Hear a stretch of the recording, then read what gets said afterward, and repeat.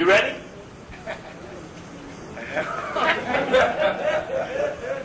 Anyway, the other side of Coakley is into what am I really about? What am I actually trying to accomplish? And I'm not trying to stand on a hill and find truth, because truth won't necessarily make change. But truth and force will make change. And so I'm as much needing the force. I might have to get force from a corruptible person, a corrupted person. I might have to get truth from someone else and put them in the same room together and mix them up. And put force and truth together, but force. Need force. Why? Some of these people who I be talking about don't like me. What make them not aggress me? Potential for force. That you could produce heat. And that they know that you would have demonstration projects. Maybe somebody steps up to test you late one evening and you respond accordingly. And the word goes back, man, don't send me on no shit like that. You didn't even tell me what I was getting into. I took the thing on their head. It was all over me. And the bottom line is a chess game. The bottom line is we want to win something. And this is how I'm going to play it. Chess guy, you play chess on the wall? Chess is a good game for me and you. We're going to play some chess while I leave, y'all. We're going to get on to that. Now, I ain't played chess in 2-3 years. Oh, that's all right. You know how to play it now. You just ain't got the board. All right? The chess is got 3 phases to it. Anybody know the 3 phases to chess? There you go, Baba. That's chess right there. The 3 phases. And revolution or fighting got 3 phases. Opening, middle, game, and end game. When you go to a chess book, the things are broken down. You can get a book on nothing but openings. You can get a book on nothing but middle. You can get a book on nothing but end games. And there's a strategy to trying how you want this game to be played. How do you want to use your players? And this is pawns linked together is my game. Pawns linked together. That in the process of the opening, the pawns take a certain strategic position on the board and link up. The rest of the players, the knights, the jesses, the rooks, the kings, that's right, the knight, the bishop, the rooks, and the queen are going to get traded away in a fight. When the fight get going in my middle game, I'm trading all their asses away. Somebody tell me they got one of them hostage, they can have them. Well, we killed a bunch of people and they say they don't kill them, they can have them. Got one not game over, they ain't figured in the end game. Because once you trade away them people, now if your pawns are linked together, your ass got control of the game. That's the only way the little people can win. I'm a little people's man. I ain't got no game. I'm going to tell you something about black leadership again. It does not change. Black leadership is the least democratic leadership. No, I'm going to take that back. Hunkies ain't got no democracy either. I don't even want to use the word. Right, democracy. But in the tradition of ancestral leadership, you see, one thing we got, I'm going to say it up, whether it's Conrad or Louis Farrakhan or Jesse Jackson, in the real world of African tradition, they're too young to be leaders. They has Rogers and Elder Palmer and Elder this one. That's the leadership. We're the workers. They table the reality of where we're going. We carry those out. They're too young. So they make all kind of wishy-washy decisions because they're too young to be the leaders.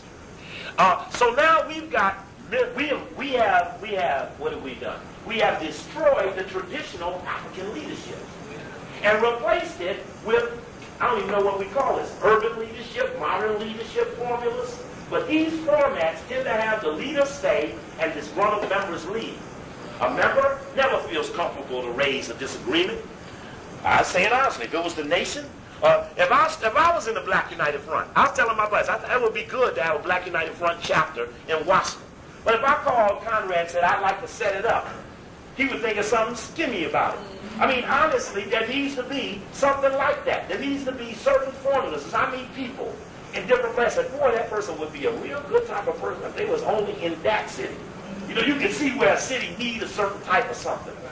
Hey, Sister the Maxwells, how y'all doing? And so it's this thing about our leadership and why we can call it a thing. I got a problem with what went on in Philly a couple of weeks ago. I got a problem about that. I don't care which way anybody see it, it was wrong to have a group of people wanting to protest against one thing and someone else come and call it off. You can't do that shit. You can't egg on some sex and when they show up, you say you're a virgin. No, I'm telling you the truth. You can't do that. You can't do that because the next time some heat starts, you show up, people are not going to trust you. And where you thought you cooled something out that day, actually you ruined something that'll last you for years. And I'm a critic of what went on in Philly. I don't have no problem saying that. I disagree with making it safe for Clinton and Nancy Reagan and George Bush and Gerald Ford to bring their tired asses up into Philly and have a safe conference on the future of America. That was on Monday. That was on Sunday. The protest in Grants Ferry was to be Monday. Right here in this room, before my lectures, Rodney Muhammad used to speak. Right here, him and Brother Michael Muhammad spoke. Right here at Seabuck. We did Beast in the 666 for 6 weeks. Right here. I hosted them on my program. They talked longer than I did. I always shared my programs with the Hebrew Israelites, with anybody that wanted in. I even asked them from the beginning. That's what made it all bad. I'm in here with the first anti-Columbus Day, and Jawan's is here, and Hakeem's here, and they ain't speaking. They don't want to be in the room together. When Elkanan and Mishadai and Aziel and them wanted to be on the program, I said, I don't want to be on nothing with them, but I'll be here because you here, okay? So I said, so why people look up and say, danger, danger, danger. Black guy making competing interests get in a room together. They don't agree, but they're working functional together. Danger, danger, danger. I'm breaking a rule here of cross-pollinating disagreeing people. The night I was getting fired, Conrad stood up and said, look, man, fuck Steve. But look, I'm going to tell you what. If you stand behind him, Sawyer, I'll fuck you. We'll stand behind you. We'll make a fight out of this dilemma. And that was all. And yeah, it wasn't no for love of me, but it was the right thing to do. And it was an honest and straight up move. And Sawyer couldn't fight it. He couldn't see black people for a living.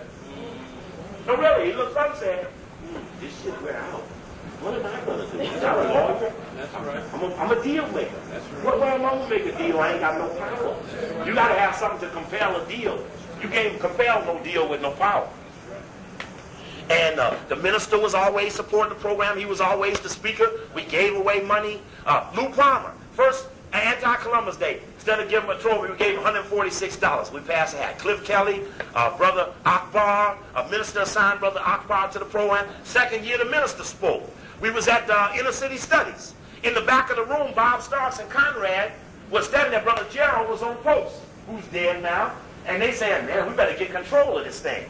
But Andy and Hannibal were working with me out the front door. But in the back door, I was drawing suspicion for doing cultural things, but I wasn't, quote unquote, in the cultural set. I wasn't wearing cultural clothes. I was just a street dude who wore any kind of clothes.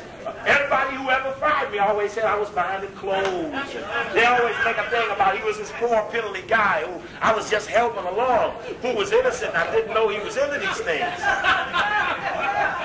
Oh, every time. But that's all right. That's okay.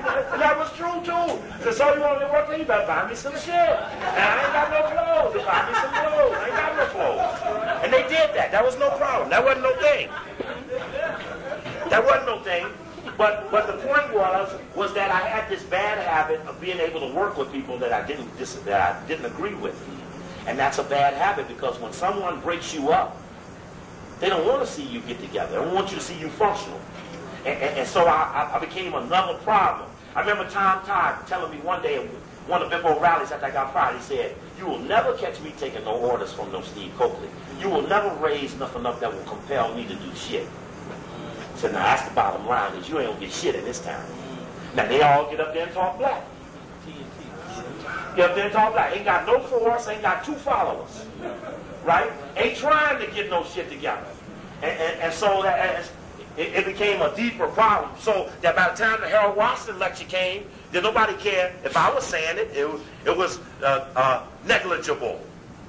8 people came to the What Happened to Harold Washington lecture the second time. I think it was 56 people the first time. I mean, I must have sold 50,000 of the tapes, but nobody want to be called in the room while I was talking about it to be considered paranoid. As much as I served Reverend Charles Cohen, I served this brother.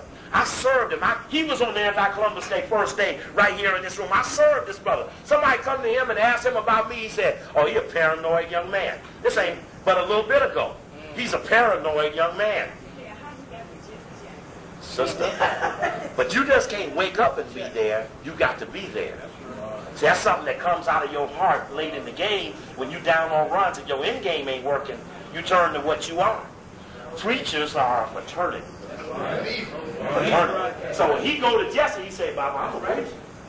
And they get together. I've been there when they done that thing. That's what I was trying to tell you. When I was at that preacher meeting with Chuck Boyd and I seen them all humming his shit, dancing, and each one was trying to out-demonstrate the other. I said, these niggas got a fraternity going. They're as fraternal as the Masons. That's right. And why ain't my lecture at Al Sampson's church? They are Masons. Why ain't my lecture at Al Sampson's church? Al's my man. But Al ain't gonna stick his neck out for me. I'll help Al served, Al served him. I served these men before I became myself. No, really. Before y'all ever saw me, I was passing stuff to people. I was just giving it. You get out there to city council, I ask them this. The council, man, this was good shit. He asked the shit make change on the podium. Man, that's a good guy. Sit with the minister. Brother minister, teach the minister everything about what Trilateral Commission, CFR. It took 11 years before I heard him say this shit. 11 years, 3 Saviors Days ago. We went to Paul Warburg and the Federal Reserve. We was training on that 11 years earlier, paying me $100 a setting, but it wasn't used. Could it have made a difference? It could have changed the flavor of everything we're doing now. We wouldn't have ended up in Philly. It would have been I'd never do no shit like that. And anytime you get an ecumenical service, you got a bunch of liars in the room because all them bankrupt white preachers who got false Jesuses and all the rest of that shit don't need to be backed up by none of us. And you need to hear that tape from Philadelphia. I think by the time we get here Wednesday, I'm going to give you some excerpts of that and some excerpts of Tony Brown, who was in Indianapolis last. Yeah, I went to tell y'all about my daughter being here. And how old is your daughter? It's just the 4 there. I had some fun together there. She's sleepy. That's how she get to waking up. I get to pulling on her a little bit. Because kids love to play. Don't you wish you were a child again? Didn't have to worry about shit but playing and getting mom and dad to buy you some shit to eat. You know what I mean? Just some real deep problems. Fun. Shit, I couldn't imagine when I left home thinking I was going to have fun anywhere. Just I'm leaving home for fun. I'm going to some shit to enjoy it. I don't know. I don't live that life. Maybe I'm missing something or something. I don't know. I ain't going nowhere for fun lately. Even if I see a movie, it's because it's fitting some pattern or some shit. I got to go watch it. Exactly. I said, man, you got to go see this movie. Come on, troops. We got to go see some shit. Pay the money, right? Now, Omawali over here demonstrating. Something you want to say, Omawali? You over here demonstrating. What are you trying to say? Oh, my God, what is this? This is in that book? Oh, you made it. All right. Well, I'm going to give you a chance. Okay, well then don't get a chance to me.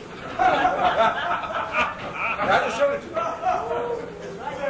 No, I'm just trying to say. See, y'all got to watch it now. Watch Coakley's in motion now. By Wednesday, I'm going to be good and warm. So y'all be ready. They would have told everybody, say, you better get around Coakley because he's going to tell some shit on Wednesday. So they'll be around for Wednesday. One thing we notice about Coakley, the leadership never shows. I don't care what city I go in, ain't one leader, nothing there. Even the groups that host me, the leaders still got So when Monday comes, they ain't got to stand in account for nothing I said. It's getting so bad lately, people who are inviting me, just talk about that.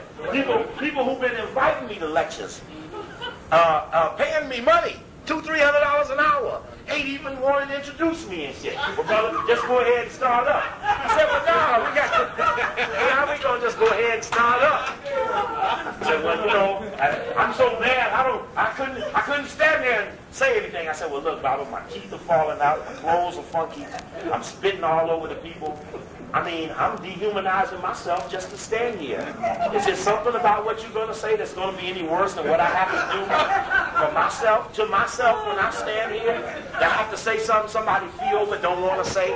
You know, this is a dehumanizing process. It's a sacrifice. It's a sacrifice of the self. You give of yourself. You lose yourself to try to do this. And nobody wants this job.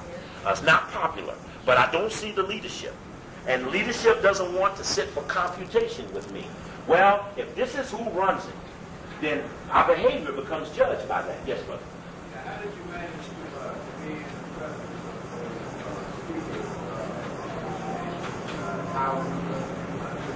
of How did I manage to be there? That's a good point, because I wasn't invited to the lecture.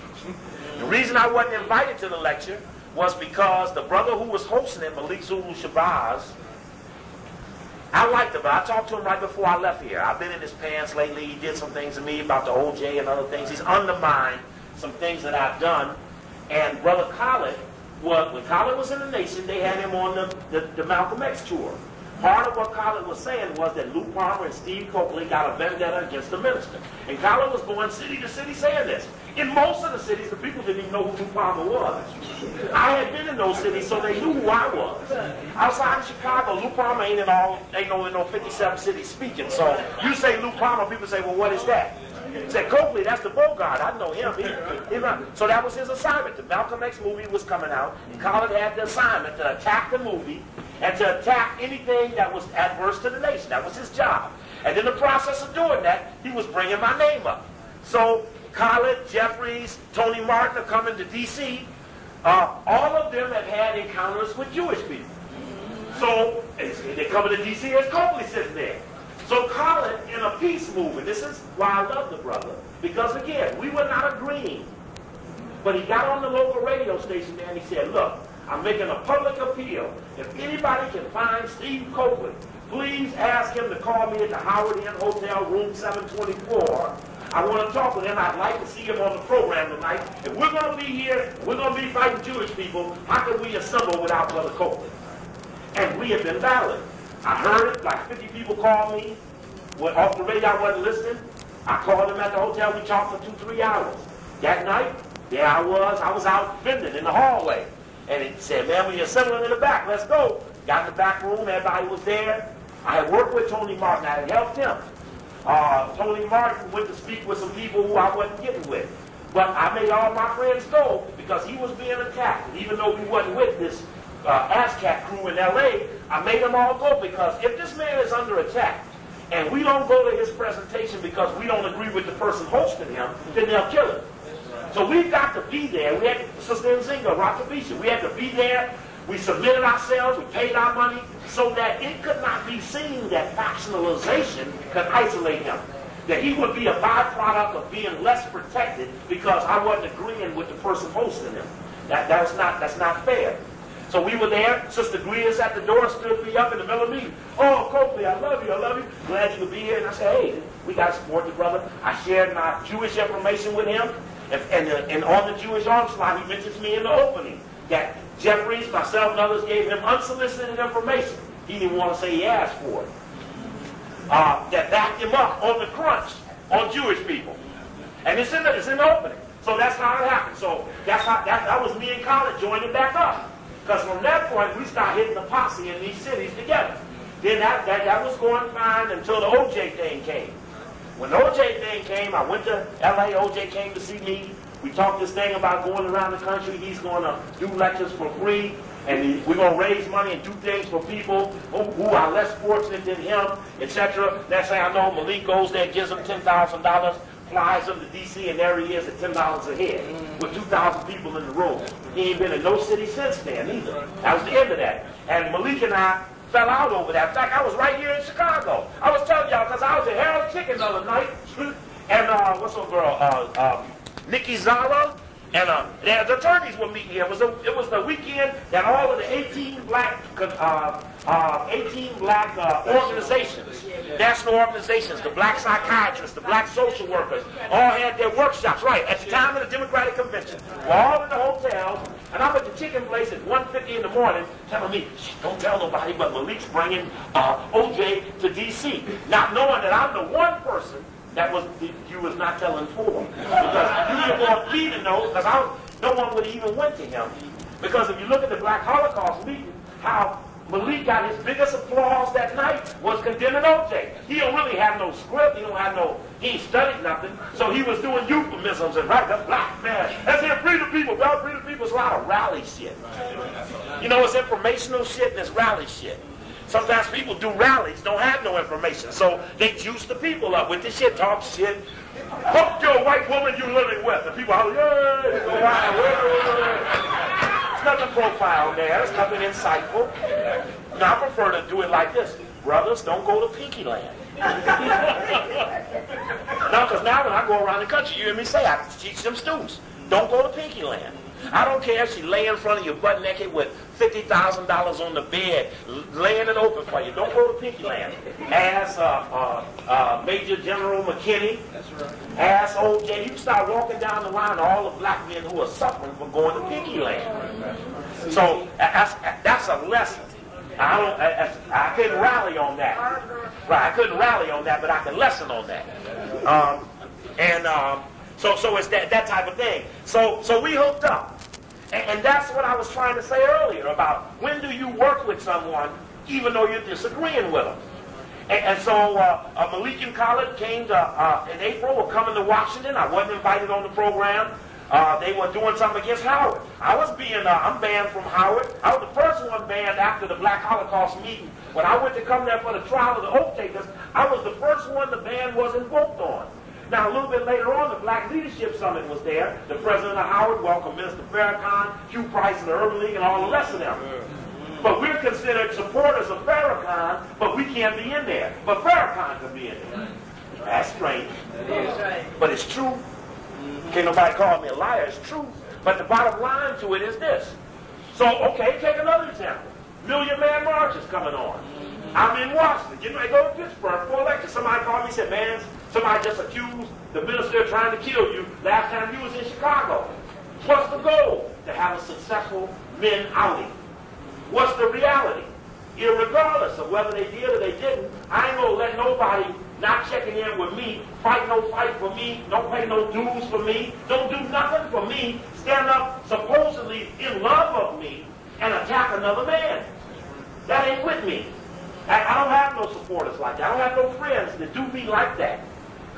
People used to call up and say, Aziel, you CIA. Well, who told you Copley? Aziel called me. So I say you CIA. You a low-down, scoundrel, double-dealing ass, but I didn't never say you CIA. But you a liar. You a Jones head. You all of these things. But I don't need to. I wouldn't go through that. Now, all the other things I think are worse. So that might have been letting you off the hook. They call you CIA. But well, what I say, I'm on the right. Everything I ever said about anybody is live and uncensored. I never took a name out of tape. I never edited a tape. I ain't never took shit out of a tape ever. Ever. Anything I ever said about anybody is frozen in time. There's no back down. It's not about. I could even be wrong. I remember one day I said the minister was a Mason. Brother Sadat was on security that day. He came back and said, Mr. said, send your message, he ain't a Mason. I thought I remembered one day we was at Medina Temple for a program. I had bought 75 tickets for that program. Filled up one section of the balcony with just my friends that I wanted to expose to the minister. Jesse Evans' son, who's with the minister now. I asked him how he got there. Who brought him down? I'll look around the executive detail and count the men I brought in the nation. Because I couldn't lead them. I couldn't stand there and be a man for them. I took them to men who were making men and let them go there. If they want to be that, be that. I can't take it. I ain't taking nobody on this trip. I ain't doing them lessons yet. So the point of that is that I'm on the record. I don't have no secret meetings. I don't have no secret dialogue. It's all there. And if I'm wrong, when the next day when the man told me the minister wasn't a Mason, I stood up and said, Mr. Farrakhan stood up to respond to something. I said, yes, they said he wasn't a Mason. I'm compelled to do that, because if I'm wrong, I'm compelled to make it right. What brother would I be if I wouldn't right what I wrong? I would be off base. I would be the wrong brother. I would be a perpetrator. So you can be wrong and not be a perpetrator. And you can say what you feel and not be a perpetrator. So I feel this. And that don't make you no perpetrator. I'm against black men who juice all the women. That comes out of being a brother in the community. Being a brother in the community. A brother. Now, I ain't going to speak for what women do. But being a brother in the community, you stand on the stage, somebody seeing you up there, people tend to like you and don't know you. People tend to want to fuck you and don't know you. And there's people who use that juice and destroy the women that they encounter on the path of being a man. I ain't for that. I ain't for juicing the women that you incur from being a brother. It makes a gap in operation. It hurts something in the long run. Anyway. So that's how I got there, brother. That's how I got there. We had a good night. I was on only 10 minutes, 15 minutes. Ain't much. Yeah, it's a good program. But go back and look at the video and hear Malik speak on OJ. Then you would figure out, why would he go get OJ and promote him if he said all them things about him since didn't nothing change, but he was found not guilty? Was because Copley went there and they found out that he had a tendency to want to do something black. He wasn't black. He wanted to confess he wasn't black. And he wanted someone to help make him blacker. He submitted himself to Tony Muhammad. Tony Muhammad and I of the nation. He was running the nation in L.A. We wasn't getting along. When I was beating on the boule, he said the boule didn't exist. I went to Brother Colony. Brother Colony said, the boys in Omega. I made them on the Omega line in Atlanta. So that it made sense. He was perpetrating. But when OJ said, I want to see Brother Steve, Tony Muhammad didn't say, I ain't speaking to Steve, I ain't taking you. He got the brothers together and he brought them to me. So at the end of the day, you see me say, I hear Tony Muhammad is here. And I go out in the audience and greet the brother, because that's the first time I had a chance to be with the brother. And we don't have no problems no more.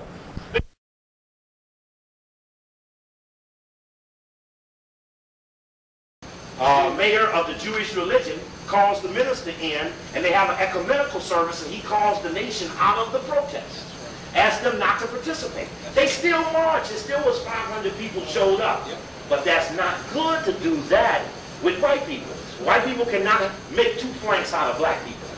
And again, let's call up these honkies who were in the service, and let's find out what God they serving anyway. Now, I got this other thing. I got this other thing about the role of religion in the revolution. Zero. Zero. If you cannot leave your religious tenets on the doorstep, you are vulnerable to divisiveness in the black revolution. Divisiveness, why? Because we can never resolve your God over another's God, your book over another book. And if those are things you insist on, then you're in an unresolvable dilemma. And the context of that is, what role does fact play in religion? The answer is none. Right, it's none. And so I remember one conflict came up. Bob Law had, this funny thing, after the Million Man March, there was tension. The minister felt a little bad. He goes on the external trip. Conrad and Karinga were on Bob Law's show. And so Bob Law was asking him about what was it that really made it work? And I think Karinga made the comment, well, some people think God did it. But no, fuck God. It was the local organizing committees. And so that's a clash. Karinga is not a spiritualist. They have their own values that they operate off of.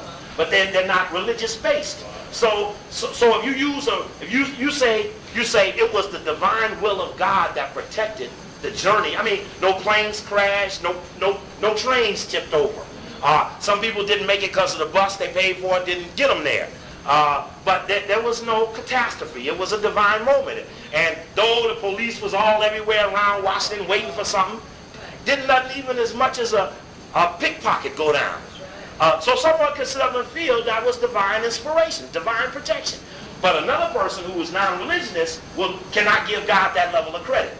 When Tony Brown was in Indianapolis last Sunday, and he's up there talking about, and the Illuminati. How many of you black people ever heard of the Illuminati? It's 1,000 people jammed in this place. Black people raised their hand, heard of the Illuminati? Well, anybody ever heard of Cecil Rhodes and Carol Quigley, who had the round table group with the circle within a circle? He's talking shit. People say, man, you and my brother got the tape. He said, man, it sound like Coakley, man.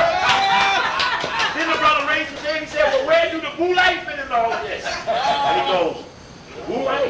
Man, that's a myth. That don't even exist. They were in the Defender a few months ago about a story about the boule. I would like to see that. If you can find it for me. I'll bring it on Wednesday. Yeah, what was it talking about? Brother said in the Defender was a story about the boule. Right. It talked about how they were up in arms about California passing Proposition 209 and how they were so upset about their moving their national conference from California to Seattle, Washington. But this was in the Chicago. Right, because it was supposed to be in San Diego. Right. The Boule Convention in '98. Right. Oh, you know what's deep about that? The Boule has never taken a public position on anything. That's right. But privately, I'm going to give you a little clue. The Boule done went around to these different cities and bought into the black bookstores. Yeah. They done bought into the black bookstores, put money in on them, and cleaned them down a little, took certain things out of there, said, look, brother, we got to take the Coakley tapes out because we just got $6,000 loan from Boule man, and one thing he didn't want was your tapes in our store. So, brother, you out. You know, that type of thing. That's going on. But the bottom line is that they have figured out a way to penetrate the black community. Now, when I was in Harlem 3 weeks ago and I came back the next week just to sit with Leonard Jeffries, what does Leonard Jeffries do for me? He's in all the meetings where all the niggas who act like they like me don't. And all they talk about me like a dog. They go to these conventions, they get in the hotel rooms and say, man, that fucking Coakley fucking with me, man. Dog. Strike. I'm at my cussing quota. I've cussed more than allowed. The quota, I think I'm up to about 4 or 5 times now. And I don't know, now I have to question, what is it about y'all that's making me cuss? Because I really clean this up. Maybe I know y'all too well. I hate to go gutter when I get to Chicago. I don't like going gutter. So y'all got to help me now. Let me slow down. Let me get control of myself. Yeah, because see, I'm over, and I hit my quota. I'm over the quota. Yeah, I'm over the quota. Right, got to pay every time. Y'all got to pay me every time y'all make me cuss. Let me get the hat. Next time I cuss, I'm going to pass the hat. Right. Y'all going to help me stop. Stop making it profitable for you. Huh? Stop making it profitable. Right. That's what makes me stop, because no brother would want to unfairly profit from talking like that. Depends what you were saying. About the Boule is that Jeffries is the one who tells me about the things that go on that I'm not privy to. He's very humble in sitting with me, and as I read the Boule list in New York, you get people going ooh and ah. They say, well, man, that man was at my wedding, and that man is this, and that man. He said, I know all of them. We sit down and went through the list, and he's very good. He takes great attention. See, I take him as differently. He and I gave a lecture together. We were at Austin P, and he really looked at me, and he looked at what I was doing. He said, man, I ain't been around nobody that got this level. See, I ain't got no overhead when I'm here, so y'all don't really get to see the Coakley act, because I ain't got the equipment. And all of this city, I don't know one person with an overhead projector, overhead, so I can show it on the wall and shit. And every time I come here, ain't never been one. Now, in most cities, I say this, next time I get there, they give me one. But I'm in Chicago. My cussing level is up, the money level is down, and I ain't got no overhead, right? Ain't got no overhead. Right. So anyway, he works with me. He sits down with me and he says, look out for this, watch that. They're trying to move on you here, and that one, you watch that one. And know these people and understand this. We all had these Rockefeller fellowships and Guggenheim things, and so while they're all jumpy about you, is that as you keep turning over these tables, you keep finding their names. So as they look down and they see these tables going down, and they know they're 4 tables away, and then you now 3 tables away, and all of a sudden things about you start to rise up. You're an agent. Conrad Worrell is the primary perpetrator of Coakley's FBI agent. I have to tell you the truth. Conrad is the primary perpetrator of Coakley's FBI agent. And Bob Law gave testimony. I got it on tape. I said, Bob Law, who told you this? Conrad Worrell out of Chicago. I don't tell nobody. It's a Conrad Worrell thing. So, you know, when I see the guy and he shakes my hand, says, you did a good job in Houston and so forth, I accept it. I don't say, hey, why are you calling me agent, this and that. I don't really care. I really don't. Because if that impressed someone, then that's an impressionable person. I can live with that. If you watch me demonstrate, you don't feel me in any sort of way, you don't pick up on anything I'm doing, there ain't much I can do with you at this stage. I'll get with you later. If you see a whole mountain full of people moving, you say, I'm going to move with the mountain, then you'll just be back in the pack. It's like, how many people y'all know wasn't with Harold Washington, who was with him after he won? And I remember that breakfast he had the day after he won, and Harold stopped, stroked and all this, bumped all up in him. Harold told each one of them, you want to get back in with me, you bring me a $10,000 check. Stroger bought $20,000. And people start bringing over the amount to show that they were that person. That's okay. That was his. That's what Harold wanted, to put them back in the game. And they all paid the freight. If Harold said he run somebody against you, you knew he's out. Bobby Rush ran for office 50 times. And didn't win shit until Harold said, Barnett, you out. I was in the meeting of Holy Angels at Father Clement's Rectory at midnight when we met. And Harold and the Black Alderman met for the first time, and Frost didn't even want to shake his hand. And I was sitting down on the floor saying, boy, I hope these mothers don't put me out this week. I just sitting over in the corner and shit. Just sitting there trying to be invisible. Then Howard Salvo looked down there and said, come on, Steve, me and you need to go outside. Shut up. Yeah. Because somebody got to referee this thing. So I looked over at Mary and I said, well, maybe she might tell me. I looked over at Cliff, and Cliff said, I'll tell you, don't worry, you ain't gonna miss nothing. Because it was in Cliff had come to me, it was a whole discussion. We had Cliff, Bertrand was still an alderman then, about deciding to set this meeting up at the rectory where the Black Alderman would get with Harold Watson the first time to see if he was gonna run somebody against him. And out of that meeting, he didn't endorse but 4 people. And I'm not going to draw any conclusions to this. Marion Humes, Cliff Kelly, Danny Davis, and Alderman Streeter were only 4 people that he didn't run anybody against. See, Marion was against Stroger. Stroger was with Daly. So he had to go with her because he was with Daly. He was locked in with Daly. He had to lose with Daly. Because anything less, Daly would have never made him county board chairman. Anything less than that. And even then, they didn't want to make him. After old boy, what's old boy's name had been there all them years? George Dunn. After all that, they still didn't want to make Stroger, even though he had seniority. He had done everything they ever asked. He crossed us on the Dilantin experiment when we had caught the pregnant women over there getting injected. After doing everything, they still didn't want to make him, and eventually they did, though. But then also they looked at the county and saw this other crew coming. Or here come Davis and the white boys, the old hunky white, saying, here come liberal white, here come liberal black, we better go make Stroger. I mean, you have to check these offsetting relationships. And so Harold made them buy in.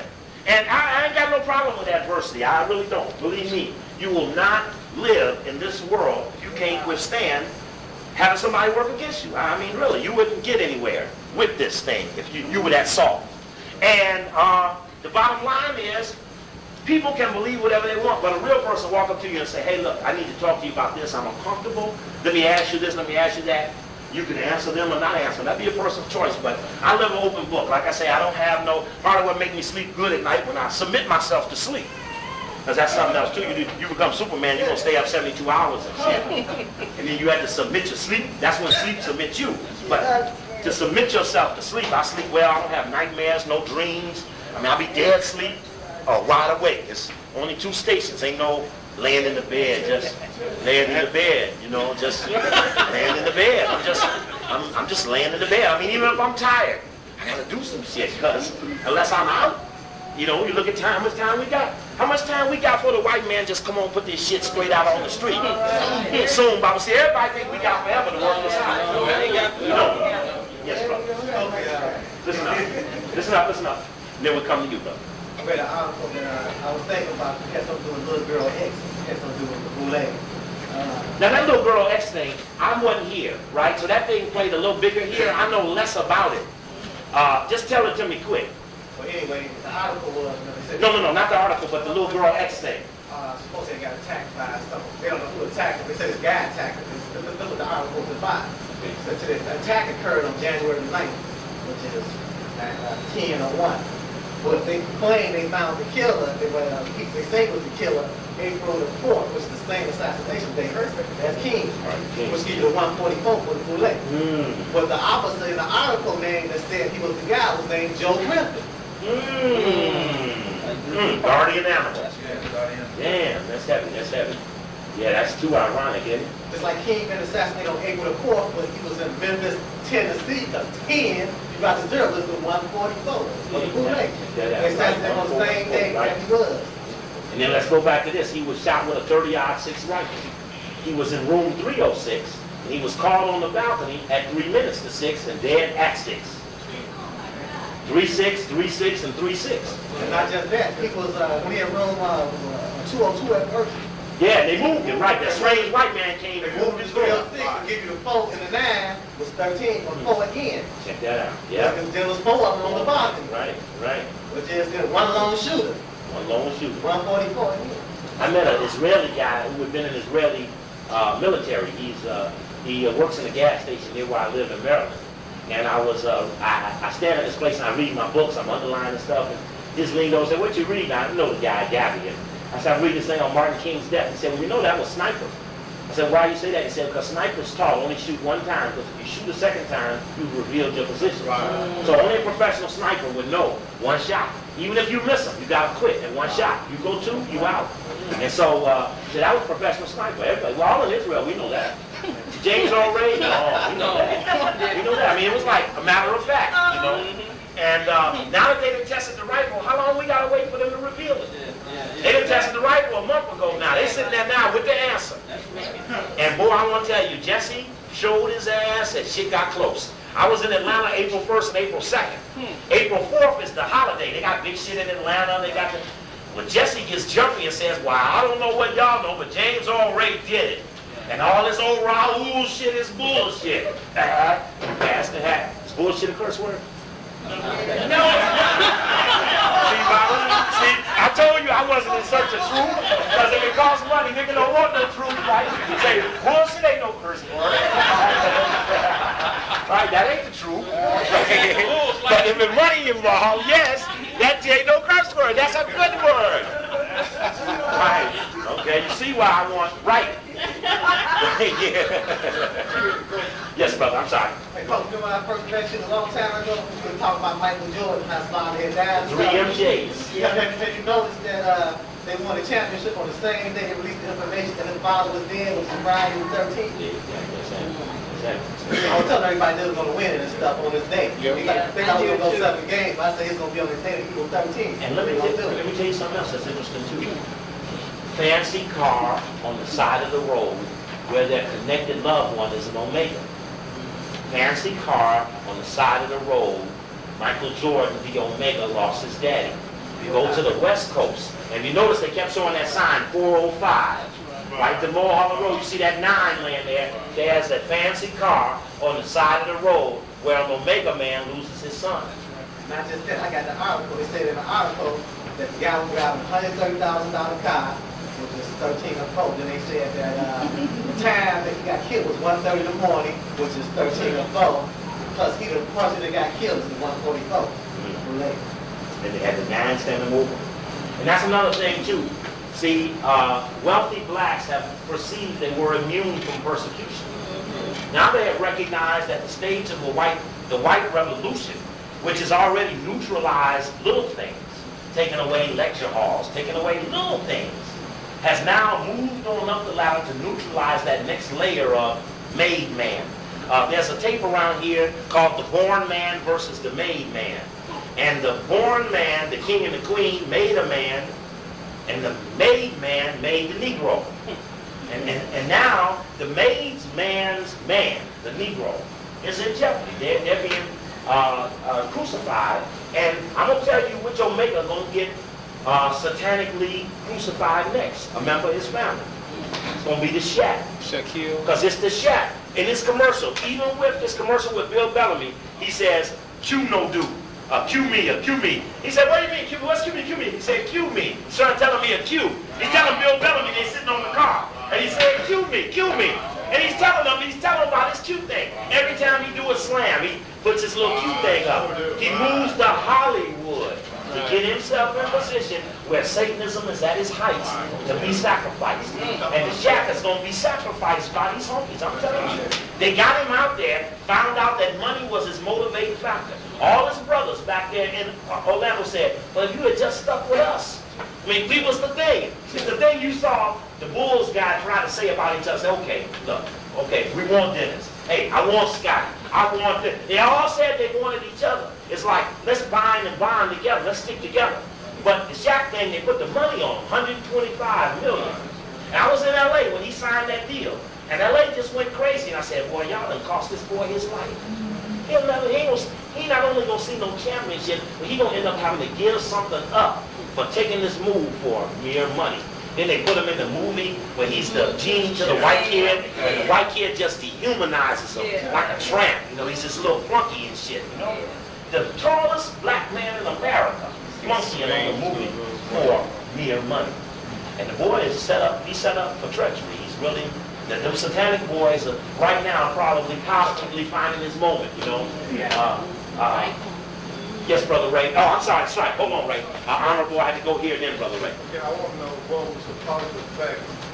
I know you've been around the nation since they had the Million Man March. I want to know the positive effect or the positive outgrowth that has occurred from that. Well, I gotta tell you, called CIA Drug Connection at Fisk University.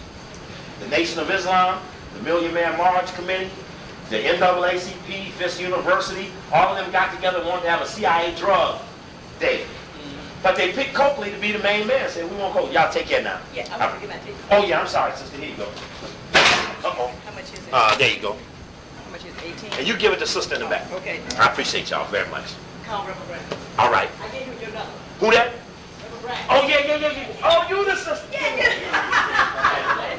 How was service today? Service is great. Was he there? Yes, You give my I regards gave to you Chuck? I gave you your number. Oh, great, sister. Thank you very much. Reverend Nelson Brown, good man. Yes, sir. Yes, sir. Listen, how much money you got, man? See, are you on a cool? You come around me, you talk my shit all the time while I'm gone, and you make a point of showing that you only bought one tape. One tape. That's one tape. How much money you got, man? Now, I got pictures of you down there. Oh, I'm sorry. Oh, I got a couple of things I got to tell y'all real fast. Go ahead. Impact a Million Man March. I was honored that them people together picked me to be the man to come in to mop up the CIA drug thing. I thought that was very awesome. In some cities, the committees are functioning. In other cities, they've broken up. Anytime, you got to pick out what happened. When the white man saw what he saw at the Million Man March, immediately he began to work against everything he saw. Every local organizing committee all of a sudden had a disruptive person in it doing dumb shit. Arguments over the money arose. Things that would break it down. I mean, you have to understand. I mean, even after it was over, right, in D.C., as another thing, Bob Brown, he was one of the men with the petition drive, but Bob was the D.C. man, and he tried to leave 3 weeks before and really break it up. He thought, like, I'm going to run out on it, and I'm going to bust it up, but it didn't hurt nothing. It was arguments over the money and stuff. He was running the D.C. local organizing committee, and hold on just one second. There was problems. There was serious problems, but it didn't stop the event from being as great as it was. You have to remember now, that's the greatest coming together of men in America, white or black. Go ahead. My point was that what has transpired on account of that, just having a million, we got 30, 40 people here, just because we got 30, 40 people here, I mean, we hearing good stuff from you, but how is that going to affect our actions once we leave here? Right. That's what I'm saying. How Right. can And a see, million man right. I'm going to tell you. That's going to change the outcome or the outlook of life that they have for something positive. I didn't go there because I wanted Bob Law or Milana Karinga or Conrad Worrell or Mark Thompson or any of those. I didn't go there because I felt they were going to inspire me and change my life. I really did. I've sat with the minister as a younger man, so I know him well. He knows me well. I don't have expectations of him that I don't perceive he can achieve. So I don't expect him to do anything. And that moment was a peek at something. I always take it this way. A million men come for a dubious theme as atonement. What if the call was revenge? Potentially, you now know that with a deeper issue and a stronger move, you could have 3 million men. You now know that. Because prior to everybody say, niggas can't get together and do shit. Is shit a curse word? No, boo-boo. Okay. Yes, ma'am. Oh, okay, we'll come to that. And so I didn't look for that. I really didn't. I didn't expect the local, as I saw the local organizing committees jockeying for position, people fighting to be on the stage. I remember when Jesse came in and gave his terms, I got to be on an hour and 15 minutes, and I got to be on right before Minister Farrakhan. And they said, man, you'll get 15 minutes, and you'll get it when you get it. That's right. And so he had to, and he didn't want to be there. He was all in the D.C. press. The ADL man was saying, Jackson, you told us you could control this thing. Now this thing is out of control. So he got to be there. It's like if you're going 90 and somebody want to inform on you, they got to at least drive 85. They got to be close enough to know what's up. Someone say, whoa, look at that informant going fast. He must be really black. Say, he ain't really going 85 because he's black. He's going 85 because the person he's monitoring is going 90. So you lift up the tide. So I didn't really expect that. Really, I didn't. And as far as walking around there and looking at the men cry and hold each other, and when I was at home trying to tape everything, in that morning when it was cold and it was wet, and I know some of my buddies was down there in the mud, tears rolled down my eyes when I saw them buses coming off. When I went to the plane station to get my children, who I had sent for from Chicago, at some exorbitant plane fare at the last minute to have my son there. I saw the plane come in from LA, and I saw all these men coming down that ramp. I mean, I was like, damn. And then they looked down and they said, damn, look at that Copley in the airport. There was all, I mean, I got a chill out of that. That didn't have anything to do with anything. That was a feeling that I felt. And I got a little spirit out of that, well, maybe one day that might be, you might make the call, and we might come to back you up, and 4 million might come. And I watched, I measured it for how white people reacted to certain things. I also know that once the white people saw 1 million men, they began, see, white men say, look, I fought real hard for that thing not to be on a Saturday or Columbus Day, which were the two initial positions, because I wanted it to be on the day we should have been at work. You know, I ain't got no job. To be at work, because to go on a day when you off and to be home when work starts ain't no real measurement or nothing. But to be there on a day someone else owns you, that's important to me. I believe that.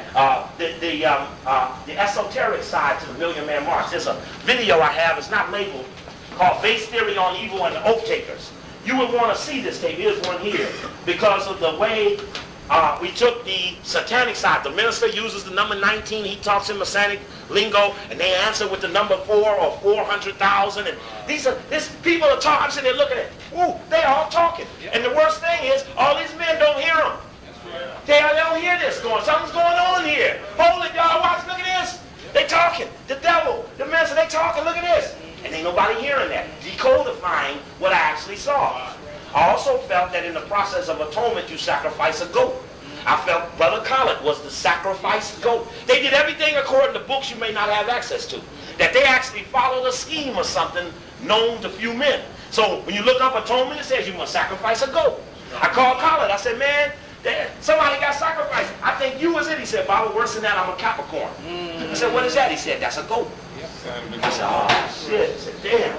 And so it's like looking into something, looking in there. You see something in there. So it meant more to me. I didn't expect, look, here what the minister say, go home and join the organization. Well, you know what exists. They all went to the Urban League. Urban League ain't got no membership for no street person.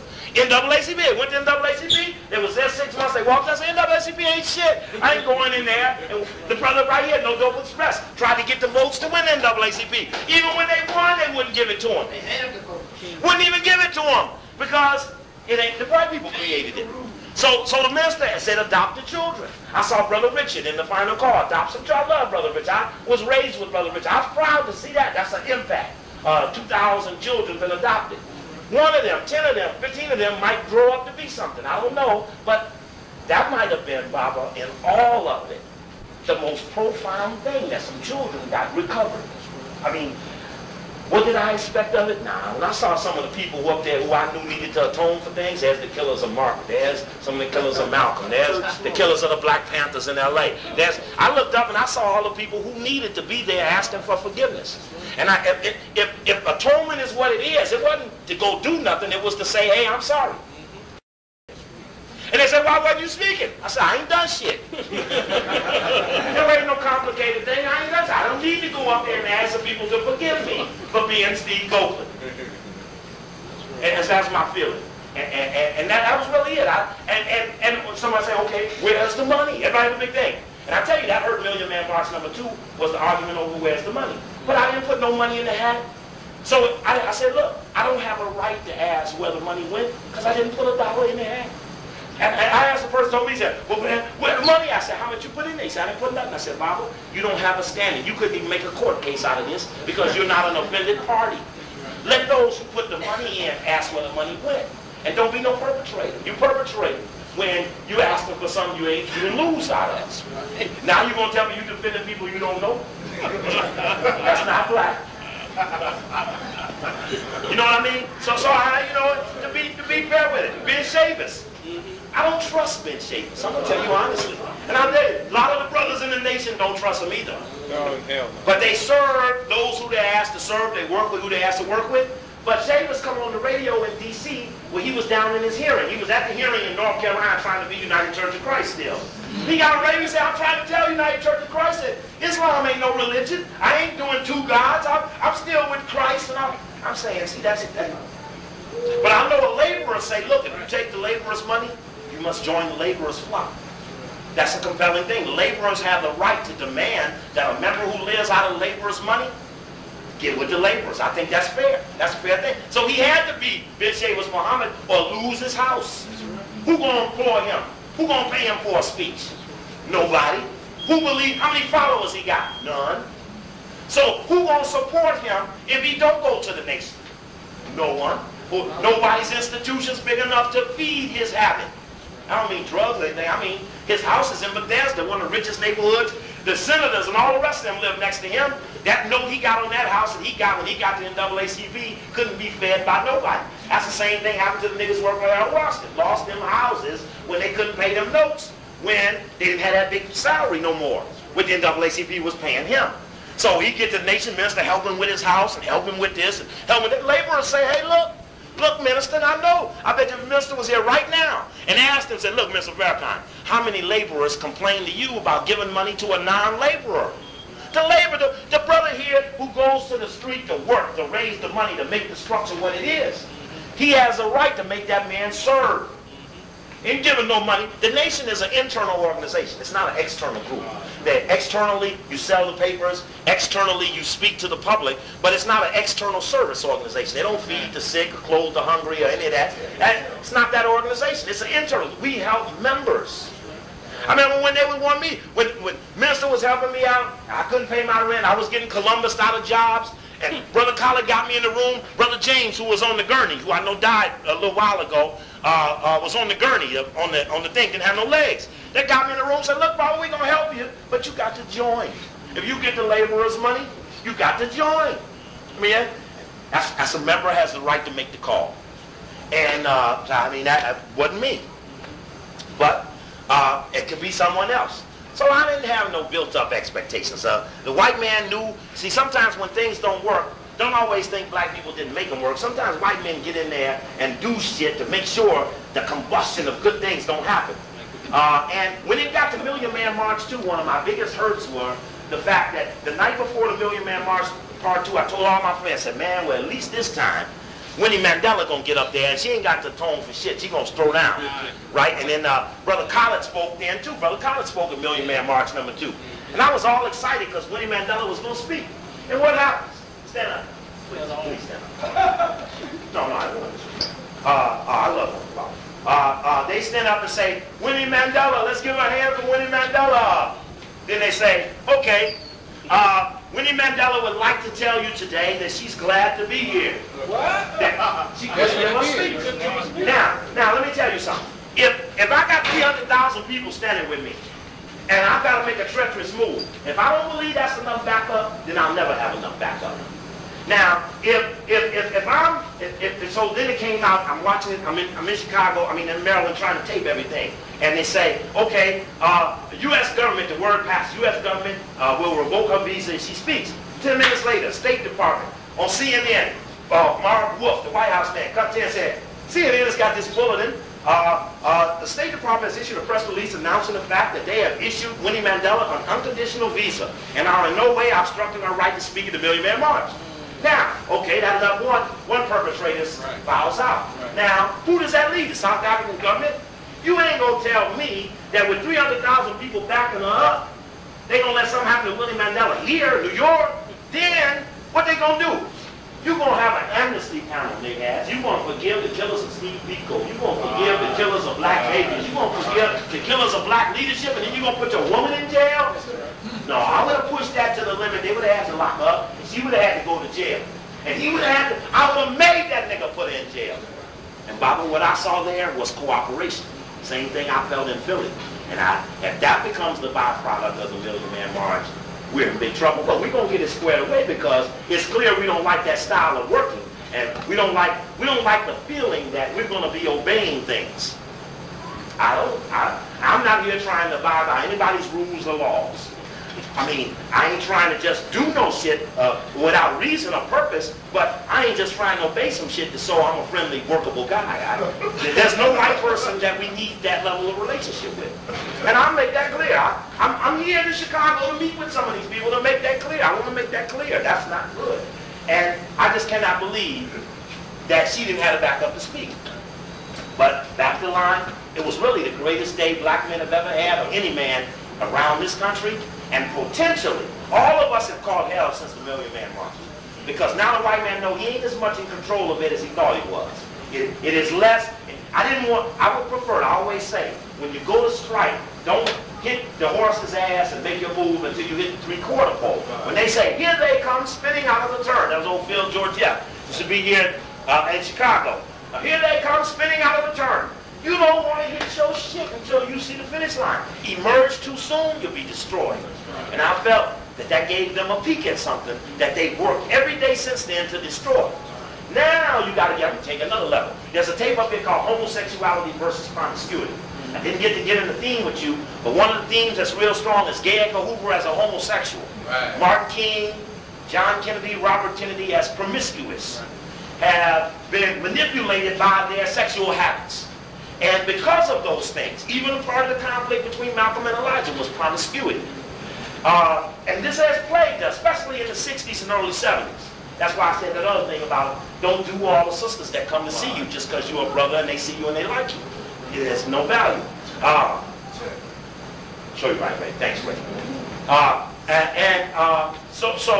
So homosexuality versus promiscuity suggests that we've lost out because of it. I know I got one in video and two in audio. That we have lost out for being vulnerable on those levels. And we can't go there. That's not our option. But in here is a discussion where the white boy who sees the face on Mars, Hoagland, is on the radio in D.C. with Dick Gregory. So he says, Dick, I got to ask you something about that Million Man March. Do you know about the man Al Farouk out of Boston University who did the imagery that revised the numbers? Remember, the white people said it was how many there? 400,000. And of course, everybody knew that wasn't the figure. And of course, what the white man was really saying was this: 4, because DC is in the shape of a diamond. I can't draw, but it's 40 stones. It's a point every 1 mile on each side of the diamond, and there's 40 points on the diamond. In here, I have my baby standing on the top of the point right here. I live at 1700. I live 1703 East-West Highway. This right here is 1800 East-West Highway. Indianapolis was set up by the same man, so you got eastern, western, southern, northern. You got the corners laying out the downtown are laid exactly like the layout of D.C. My only point to this is that the guy Farouk out of Boston, Hoagland makes a point. He said, Dick Gregory, will you take me to this man? This man is the man who is responsible for opening up the last chamber in the pyramid. And he came to Farrakhan's rescue. And I'm intrigued by that because I want to meet with this man. Can you get Farrakhan to take me to Al Farouk? And people don't know much about Farouk other than that he was a seismologist who revised the people on imagery. And he found 800 and some thousand. After Brother Leonard and them got the pictures, they got him the pictures, he did the thing, double that. So that knocked out the white people trying to lower the numbers. But who is Farouk himself? And you need to hear this dialogue and take a little peek up into who Farouk was to show up and what does it mean that he's this person that's responsible for opening this last room in the pyramids, and what do that mean? When they open it up and see a black man laying out, looking at the stars as the stars are laid out, imagery something that's on Earth. That things built on Earth were only reflections of things that were laid out across the planets. And that this is something going on. This is the last leg of some deep understanding that's going to change behavior at a critical moment. But he's saying these people at the forefront of that, he said, walk the march. Got the hat. He said, walk the march. He said, something else is going on here deeper. So I only want to say to you is that something went on there deeper than just the march. And that many of the things that may be significant may have nothing to do with everybody. That may be so. That don't, I mean, if you want to be in on everything, that ain't necessarily a good position to be on. And you may miss all of the deep things of this. But then you got to know how to ask the right question to compel those people who are participating to answer you correctly. So it might be the right question, 2 to the left, 40 to the right, some to the center may open some shit up. And you can look up and say, whoa, I was looking right at that shit and didn't see it. Because then you put the 3D shit on and now all of a sudden you're looking all through it. It's that type of thing. It was a 3D operation. I got that feeling about it. Okay.